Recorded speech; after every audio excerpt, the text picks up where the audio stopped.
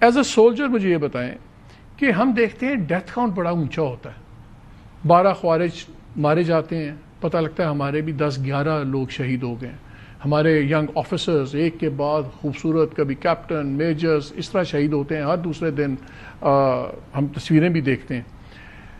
ہمارا death toll اتنا high کیوں ہے اس قسم کے آپریشنز کے اندر، جب ہیں بھی ہمارے آئی بی او بیس سب کچھ ہیں؟ کیا ہے؟ Are we under prepared for them? Are they overqualified? اور اگر ہم سے یہ جتھے کنٹرول نہیں ہو رہے تو ایک بلون آؤٹ کانفلکٹ ہم کیسے کنٹرول کریں گے؟ جی دیکھیں مالک صاحب، جو بات ہے اس طرح کہ یہ جو میں پہلے بھی افتخار صاحب جس پہ بات ہم کر رہے تھے وہ اس کو جسٹ میں یہ کہہ رہا ہوں کہ ایک وہ جو گورنمنٹ وہاں پہ بیٹھی ہوئی ہے نا، وہ افغانستان کی پوری دیکھیں ہماری سینسٹیوٹیز ہیں، افغانستان کے ساتھ ہمارے معاملات آر ویری سینسٹیو۔ آپ نے اسی اسٹیٹمنٹ کی بات کی نا، ابھی ہم اسی کو انالائز کر رہے ہیں، اور یہ ضروری نہیں کہ ملٹری رسپانس کی وہ بات کرو۔ ملٹری رسپانس تو آف کورس آپ وہ جو بارڈر کراس کرتے ہیں، پاسٹ میں 1-2 انسیڈنٹ ہوئے بھی ہے جب ہم نے افغانستان کے اندر کاروائیاں بھی کی ہیں، اور انٹیلیجنس بیس جو آپریشنز ہوتے ہیں وہ جب افغانستان سے تشکیل چلتی ہے یا جب چلتی ہے، we have the complete picture جس کو پھر بعد میں انگیج بھی کیا جاتا ہے۔ تو میں ایک عرض یہ کر رہا ہوں کہ there are elements also inside Afghanistan جو یہ چیزیں نہیں چاہ رہے جو پاکستان کے ساتھ، کیونکہ پاکستان نہیں، مجھے پہلے ذرا اس پہ جواب دیں۔ جب ہمارے آئی بی اوز ہوتے ہیں، انٹیلیجنس بیسڈ آپریشنز ہیں، اس کا مطلب ہے کہ ہمارے پاس ٹھیک ٹھاک انفارمیشن ہوتی ہے،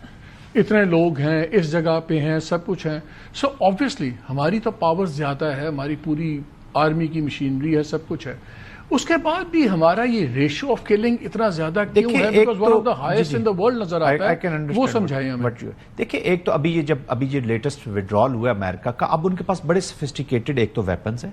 اور اس کے بعد ان کے پاس ایک سسٹمز امپروو ہوئے، کیونکہ ایک پوری پراکسی اسٹیٹ ان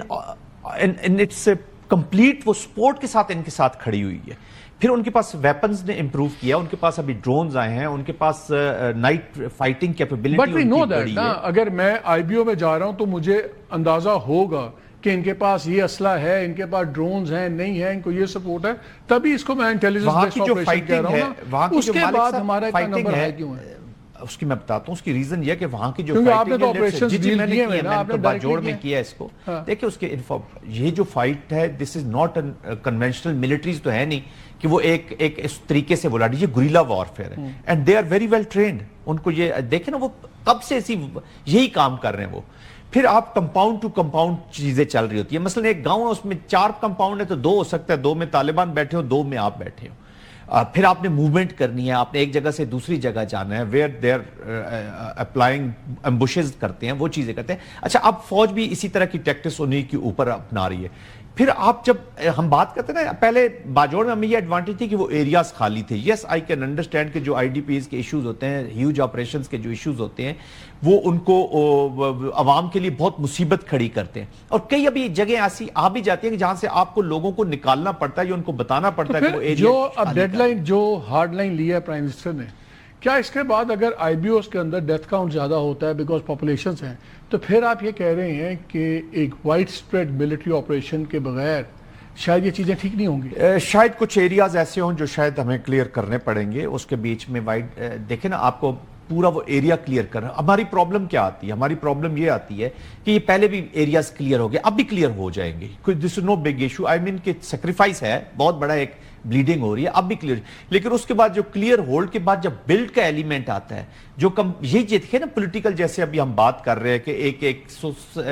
ایک ڈفرنس آ رہا ہے دونوں پارٹیز کے بیچ میں یا دونوں پالیٹکس کے بیچ میں، اب یہ چیزیں آپریشنز کو امپیکٹ کرتی ہیں، اور پوسٹ آپریشن جو ری بلٹ ہونا ہے یا فاٹا کی مرجر کے بعد جو چیزیں ہونی تھی، نیشنل ایکشن کے پاس بعد ہونی تھی، یہ ساری پالیٹکس ہماری پرابلم سب سے بڑی مالک صاحب یہ آ جاتی ہے، ہم جب پالیٹکس کو، پولیٹیکل ایکٹیویٹی کو اور ملٹری آپریشنز کو الگ الگ کر دیتے ہیں۔ بیسیکلی تو ملٹری آپریشن اور پارٹ آف دیٹ پالیٹکس جو بھی انہوں نے آبجیکٹو کرنے، جیسے فردوس ابھی کہہ رہے تھے کہ they will have to create an environment for the talks, اور پھر ٹاکس کیا کرنی ہے وہ تو مودی صاحب نے کہا نا کیا کریں، وہ تو مانتے ہی نہیں ہیں، وہ تو نہ پاکستان مانتے ہیں نہ ہم مانتے ہیں۔ وہاں کا ایک کلچر ہے انفارچونیٹلی، یہ خانہ کعبہ میں بیٹھ کے انہی مجاہدین نے جو وار لڑی تھی رشینز کے خلاف، انہوں نے معاہدے کیے اور واپس کابل میں جا کے آپ نے دیکھ لیا کہ وہ کیا، وہاں کا ایک کلچر ڈیولپ ہو چکا ہے، یہ ٹیررزم کی اکانومی کے ساتھ فرینچائزز، وہ تو بالکل ہے، وہ کہتے ہیں نا وار میکس بلینئرز، وارز کریٹ، لیکن افغانستان ایک آرگنائز اسٹیٹ، لیکن اسٹیٹس کرافٹ کے ذریعے اس کے ساتھ افتخار یہ مجھے بتائیں کہ